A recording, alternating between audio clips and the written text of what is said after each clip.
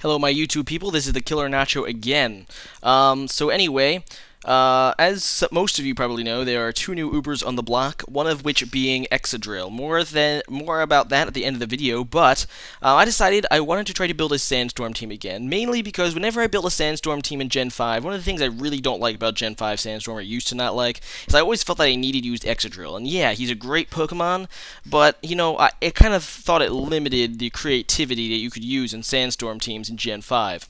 But anyway, so I decided to test that out. I've been testing this out recently, over the last couple days, and this is a battle against BlazeAce95x. Oh, then there's a number. 95x. I'll leave a link to his channel in the description. But anyway, I leave the Tyranitar. I just go for the Dragon Dance, and he switches out into Heracross, which is bad. I have some Pokemon that resist Bug and some that resist Fighting, but I have no Pokemon that resist both, so I decided just to switch out into Swampert, who's a pretty good physical wall, and he ends up going Mega Horn, and that's going to do a lot. In fact, it's going to be a 3 at KO. But I set up my Rocks because I kind of expected him to switch, but he did not, so that's kind of bad. So I am going to switch because I do not want to lose Sal quite yet. I mean, yeah, he's kind of low, but at very worst, I could use him for Death Fodder, and you know, he can actually take some hits still. Being that he's Sal, you know, he just kind of sits there and does stuff. Anyway, so here comes in Battle Bug, and he resists the Mega Horn, and I really thought he'd switch here, because I didn't think he wanted to lose Heracross, because my team's actually pretty weak to Bug, so a Choice Scarf Heracross is actually like a really awesome thing against this team. So I just go for a U-turn. It ends up working out in his favor, because I don't kill him with U-turn because he resists it. I really thought he'd predict the Bullet Punch and switch, but he makes a pretty nice play. Anyway, so I go out into, yeah, this guy. Stoutland, I think his name is, and this is the other Pokemon with Sand Throw. One was Excadrill, and I just kind of want to test it out, just to see how it kind of works in Sandstorm. It's definitely a lot weaker than Excadrill, but, you know, this is a Choice Band version named Goldilocks. That's named after my golden retriever at home. Old fat dog, and just like Stoutland, so there we go. So I am just going to go for a return, which he goes out into Jirachi to take it, and that is not fun. So he goes for a Wish. It's a pretty nice play for him. I just go out into Sal, kind of as death fodder, but I don't know. So yeah, I'm just going to gain my leftovers recovery, and he goes for a Wish, and I do not want to let the Wish go off in the Heracross because it's just going to screw with me. I decide just to go for the Earthquake. He stays with the Jirachi. That'll do decent damage. I'll probably end up doing more than the Wish heals him. And if he goes out in the Heracross, it won't let it. I mean, even if for resistance, it's going to die at that point. So that's a pretty awesome thing for me. I do not let that Heracross come in and take a Wish. But anyway, here comes back in Rotom, and I go out into my Celebi because this is a Rotom wash, meaning that its two moves are probably Hydro Pump and Thunderbolt that'll do any damage whatsoever. So Celebi can obviously take either. He ends up going for a Hydro Pump but misses, which is not good for him. I go for a Thunderbolt, kind of expecting him to switch, and I just wanted to cripple something, although, you know, a Paralyze on this guy isn't so bad either, because it probably could outspeed a little bit of my team, but now it cannot. So there you go. Anyway, I'm just going to go for a Giga Drain to try to just kill this thing, but he makes an excellent play and switches out, predicting that I would attack this turn and not go for another T-Wave, and he ends up going out into Hydra, which actually has U-turn, as probably you guys noticed at the beginning of the battle. This was his lead. I haven't really ever seen a Hydreigon. I think I don't know how to pronounce it. Screw you guys. Yeah. So I've never seen one of these things with U-turn. So yeah, I kind of assume it's Scarfed. But I decided just to go out into my Swampert, basically because I don't feel comfortable taking a U-turn with my Celebi, being it that it's X4 effective. So yeah, that's what I decided to do. And Sal takes it like a champ because he's a Sal. And here comes in Verizon, and this is a grass-fighting Pokemons. And I have Ice Beam on this Swampert, but obviously he's going to try to kill me, so I'm just going to leave. I go back into Celebi to take the grass move, and he does go for the Giga Drain, which is a pretty nice play for me. He's going to heal back to full, but it doesn't really do much damage, so that's the key right there. Anyway, I don't actually have Psychic on this Celebi. It's more of a harasser. My two moves are Earth Power and Giga Drain, but I am just going to go for a T-Wave, just because, you know, T-Wave is a pretty good move, and I kind of was hoping he'd stay in or go something, not this. But he makes a good play, goes out in his Rotom, which is a good play because it's already paralyzed, although it's not so bad for me because, yeah, this thing's going to die after the Stealth Rocks and the Sandstorm. So, that's pretty nice. But this battle, I did get Stealth Rocks on him, and I have the Sandstorm, which is advantaged me, because the only Pokemon in my team that gets hurt by Sandstorm is Celebi, who has leftovers. So my team, I have a lot of advantage right now, because he does not have Stealth Rocks up, and I have Sandstorm, which is just harassing his team, just whittling him down slowly with Stealth Rocks and Sandstorm. But anyway, I go out into Sal again. I kind of figured that he'd attack this turn, but even if he does go Draco Meteor, Sal is like the most useless thing in my team right now. It's really just death fodder, so I just let Sal die, and that's whatever. So I go out into a Battle Bug, and I kind of think he'd switch with, you know, with -2 Draco Meteor and, you know, -2 special attack from Draco Meteor, and the fact that I resist it, so I decide to just go for the U-turn. It ends up being a great play for me because I cripple this Jirachi.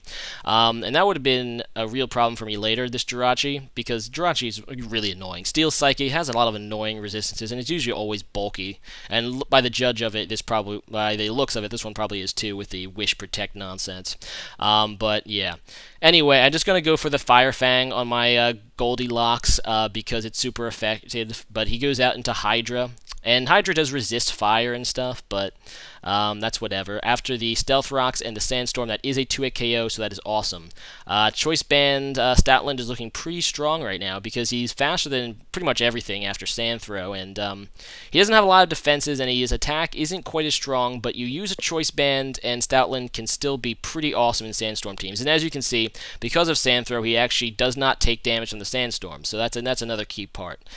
Despite him not being rock or ground, he doesn't take damage from Sandstorm, and that's awesome. But yeah. Anyway, I go out into Celebi. I mean, it was an obvious switch, so he does predict it and go Ice Punch. He ends up getting a crit. I thought I could actually live it because that's a physical bulk set, but whatever. He gets a crit, it kills me. It doesn't really matter. I pretty much have the advantage here, so I know I can just play it safe for the win eventually. So I go out into Goldilocks, and I'm just going to go for the safe return. Wait, I don't remember. I think I go return. I don't know. But anyway, I kind of know he's going to go Focus Blast, so I decided to go out into my Alakazam, and this is Neo. I used Neo in the past. Some of you may or may not remember, but it wasn't actually legal then. But now that Magikarp Alakazam is released, this is legal now, and it's a fun little Pokemon for Sandstorm teams. It's kind of like Reunicles, that he has Magikarp, so he doesn't get hurt by Sandstorm, but it's a little more offensive, obviously, than defensive like Reunicles. This Alakazam is a Life Orb set, so I am doing a lot of damage with Psychic. I end up killing the Verizon because of the weakness. He goes out into Azumarill, hoping to kill me with, you know, his priority move, which is, what's it called? Aqua Jet. However, it takes 2 hits, and the Sandstorm will finish him off. So that was a great game. Kind of the new look to Sandstorm right there. Sandstorm is a lot less powerful than Excadrill, but it is still pretty good in OU. And I tried to use a lot, like, that's not like the best Sandstorm team I could have made, but I tried to use a few Pokemon I kind of wanted to try in Sandstorm, like Stoutland and Alakazam. But anyway, as I previously mentioned, there are 2 new Ubers on the block. One is Excadrill, which I mentioned in this battle a few times. The other is Thundurus. So today's question of the day is, how do you feel about these changes? Now, as for me, I mean, I never really liked the fact that, like, non-legendaries go on the Uber list. It bothered me that Garchomp was Uber and stuff in last gen, and now Garchomp is Uber again, along with Excadrill, Blaziken, and Thundurus. Although Thundurus is a legend, but the other 2 of the trio isn't an Uber. So I don't know. It just kind of bothers me just from that point of view. But it is. I think that it is a good change. Overall, Thundurus is an immensely powerful threat, and it doesn't really have a counter in OU, really. I mean, there's a lot of Pokemon that can counter a specific set of Thundurus, but Thundurus is so versatile. It is so strong against like most of OU.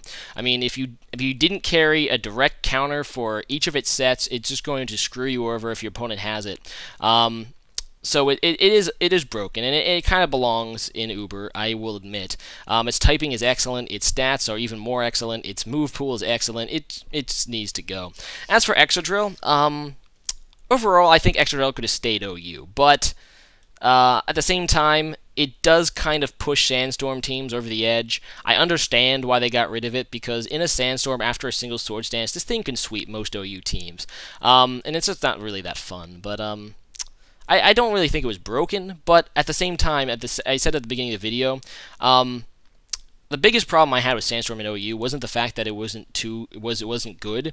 It was that whenever I built a Sandstorm team, I always felt constrained because of Excadrill. I mean, Excadrill has pretty lousy defensive typing, so and then you have to include either Hippowdon or Tyranitar, meaning that now you have multiple Pokemon already weak to water and or fighting. So it just kind of made it so. It's kind of made it so. It limited what you could do. I mean, Sandstorm teams in Gen 5 were so centralized because of Excadrill. It wasn't even fun. So I'm kind of glad to see it gone. I think that it wasn't too good. I think that I'm definitely more sold on Thundurus being Uber than Excadrill. But either way, these two are Uber. Make sure you comment about your opinions on this matter. As for the podcast, I don't think... Remember last video I posted, I said I was in a podcast. It went very well.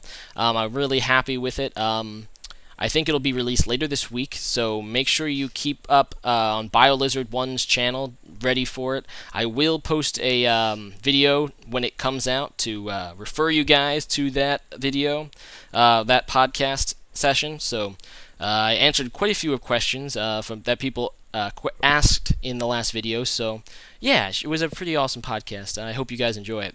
But anyway, rate, comment, subscribe, guys, and see you later. Alright, peace out, homies. Bye.